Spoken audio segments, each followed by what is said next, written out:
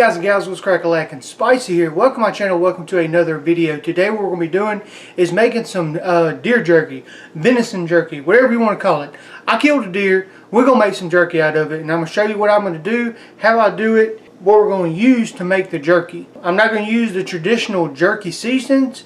That is a surprise. Obviously you've seen it in the thumbnail, so let's hop on into it and get started. First of all, I want to show off, look at my shirt, guys and gals. Boy, that is fancy as all get out. YouTube Backwoods raised. Hey, if you want a shirt like this, getting a shirt like this for your YouTube channel, showing it off when you go to town, you can throw this on and you know, let everybody else see your YouTube channel, getting the word out on your channel. These things are awesome, and I'm gonna tell you where you can go. My boy Taylor over at Pure Living for Outdoors, him and his wife made this shirt for me and sent it to me, and it is freaking awesome. I think I took it off one time yesterday and I put it back on. I love it. The design on it's perfect, and the fit of the shirt is great. So if you're looking to get a shirt like this for your channel, or just getting a shirt made in general with something on it, go check them out. Pure Living for Outdoors, Taylor over there, he will hook you up. Let's point you down and I'll show you what meats I'm using to make my jerky with. What I have here is the top round and bottom round of a deer hind leg. What I've done is I went around all this meat and I've trimmed off all the fat, I've trimmed off all the sinew, all the silver skin that I can possibly get. So now this is just 2 pieces of nothing but pure meat. And we're going to start stripping it up and getting ready to make jerky. On each cut of meat, the grains of meat run a certain direction. On this piece of meat here, the grain runs from end to end. On this cut of meat here, the grains run from top to bottom. So I want to get, when I cut my jerky, what I want to do is I want my grains running this way. We'll start with this piece and I'll show you what I'm doing. My grains are running this way here. So I'm going to cut these about 1.5 inches, 2 inches thick. And then I'll take that same cut that I just cut and I'll turn it on its end. So now my grains are running up and down. And then I'll take that meat and I'll slice it about 1/4 inch thick. Not 1/4 inch, 1/8 inch. I don't know why I said 1/4 inch. So I'm just going to keep taking this meat and I'm going to cut it 1/8 inch thick. And when I do that, you can see the grains run long ways like this, and the grains is only 1/8 inch thick. So whenever you dehydrate this and go to eat it, it will pull apart easy. And you know, it just the whole eating experience, it just makes it better. So I'm gonna get all this cut up the same way I'm cutting this, and I'll be right back with you and I'll show you what I'm gonna do with the other round piece of meat. Now we need to work on this other piece of round. This piece of meat here, the grains of the meat ran this way. This piece of meat, the grains run this way. So what I'm going to do is I'm going to turn it to where the grains are just like the other one. This one's a little too long. Remember the other one was shorter than this. So what I'm going to do is I'm going to cut this one in half. And now I have basically 2 pieces of just like that right there. So again, I'm going to take this meat, the grains are running this way, I'm going to cut across the grain, I'm going to cut these in half.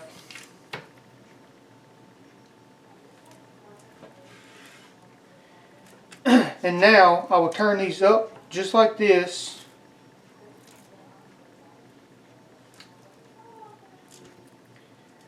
And then slice them down just like this. So whenever we get it, and again I'm going to cut these 1/8 inch thick. It really pays to have a sharp knife.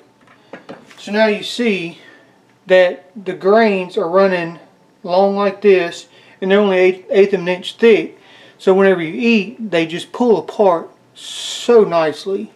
I'm going to get the rest of this sliced up again, and then we'll be right back. Alright guys, so here we go. Check out all of that meat. Now it's time to get this marinated. There's several different ways you can marinate your beef jerky. You can go to like Bass Pro Shop, Academy, stores like that to get you. They actually have jerky seasonings. Walmart used to sell it. They don't sell it anymore. I've checked several different Walmarts and they don't even have the little jerky guns and stuff like that. But that's okay. You can get online, buy jerky seasonings and stuff like that, or you can make your own. There is a ton of different recipes on YouTube that you can look up. I actually have made a beef jerky video before. If you haven't, if you haven't seen that, or if you want to watch that, a little icon will pop up at the top. That is my other beef jerky recipe that I come up with. Today we're doing a different route. Like I said, beef jerky, you're just making a marinade. And when I was at Wallet World yesterday, getting the stuff to make my seasonings for the beef jerky, I spotted this and I'm like, oh, check that out. We're going to give it a try and see what it tastes like.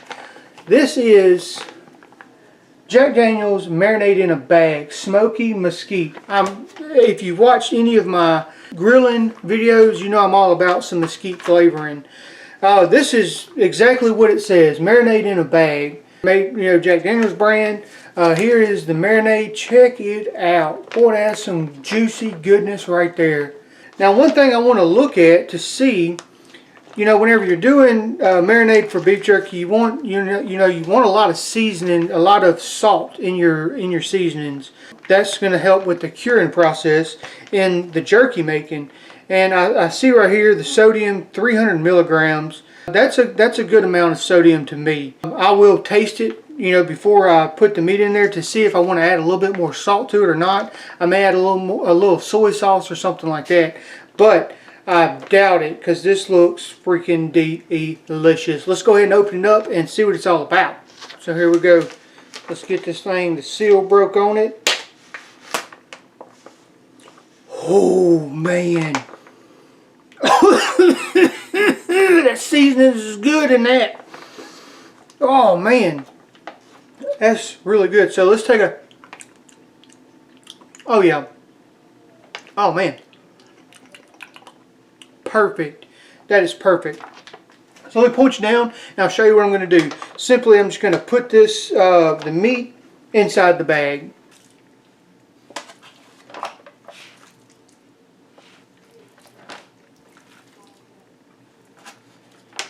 Whew, we filled up the bag on that one. Now, I'm going to zip this up and I'm going to try to have as much air in this as I can possibly get. So now you see there it's in the juices. And I'm just going to take this bag and I'm going to shake all that deer meat up. I'm going to get all the seasonings all over that meat. You can see it's coated pretty good. So now what I'm going to do, I'm going to open this up and I'm going to squeeze all the air out of it.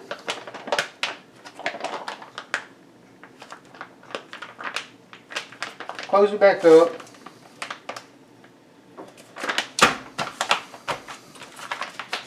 And now I'm going to stick this in the refrigerator for just about an hour and let it just soak up. And I'll come in there and I'll pick it up and kind of move it around, get all the meat moved around, and we're just going to marinate this for an hour. While that's marinating in the refrigerator, I'm just going to kind of get everything ready to start doing the jerky. And all I need is a dehydrator.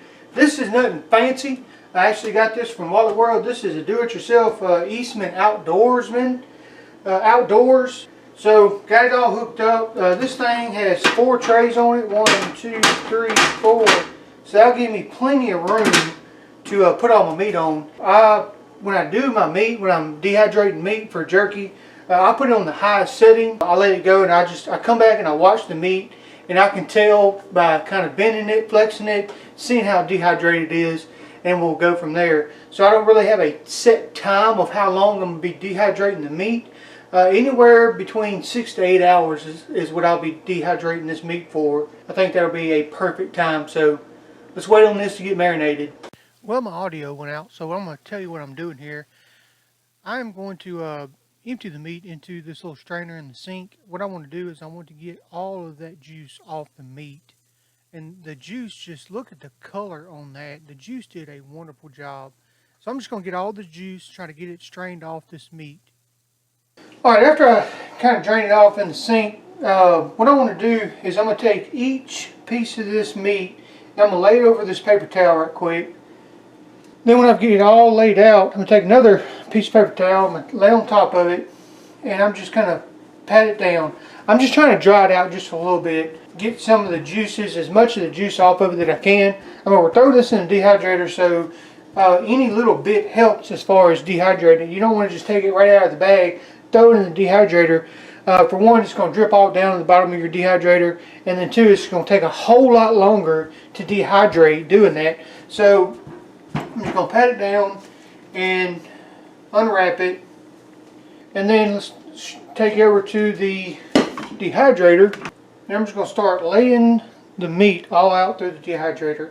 No particular order, just trying to fill up the tray as much as possible, and then whenever I get that tray filled up, I'll go to the next tray. So let me get all this done. I'm going to repeat the process with getting the juice off the meat, drying it off with the paper towel, and then putting it in the dehydrator and filling all the trays up. So whenever I get that done, I'll be right back with you. Now that we got all our trays filled up, we will put the lid on it, turn it on,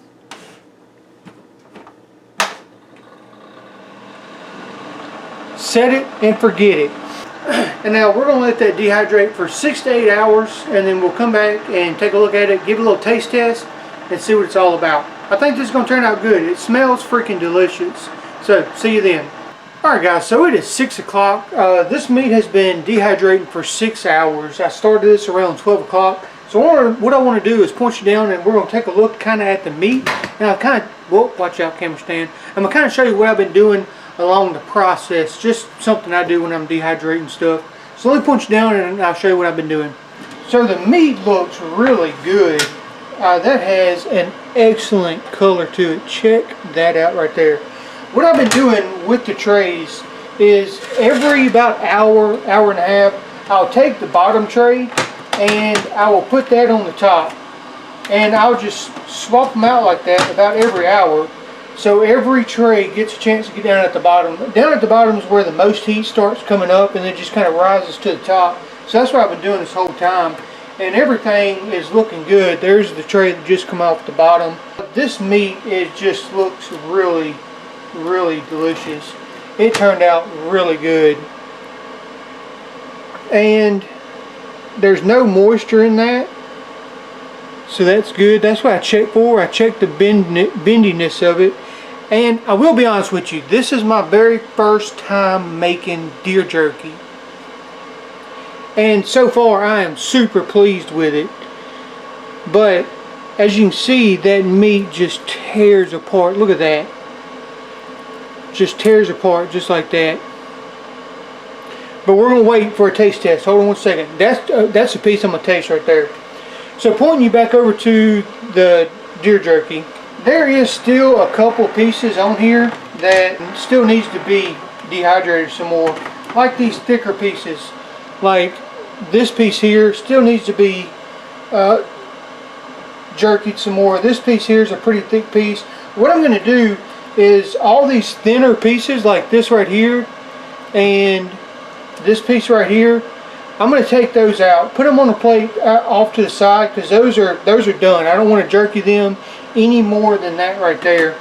And then these bigger pieces that still need to be jerkied, I'm going to leave them in here. I'm going to condense the trays down to just, one or two, and let that jerky probably about another hour. Looking at this one here, this one needs probably about another hour, and that'll be good. So let me get that done, and then we will see what this tastes like.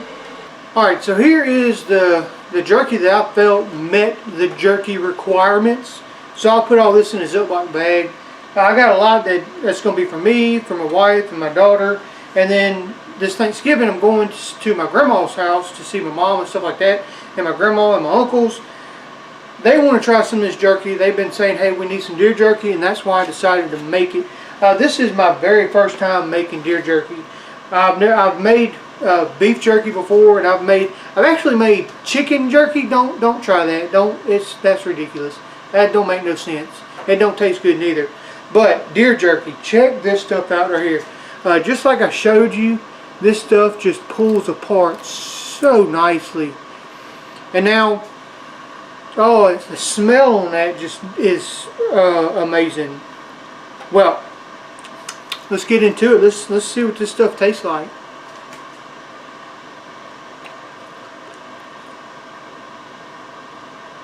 Okay. So it doesn't have a salty taste, so that's good. I mean, I do like the saltiness in a jerky stick, but this don't have it.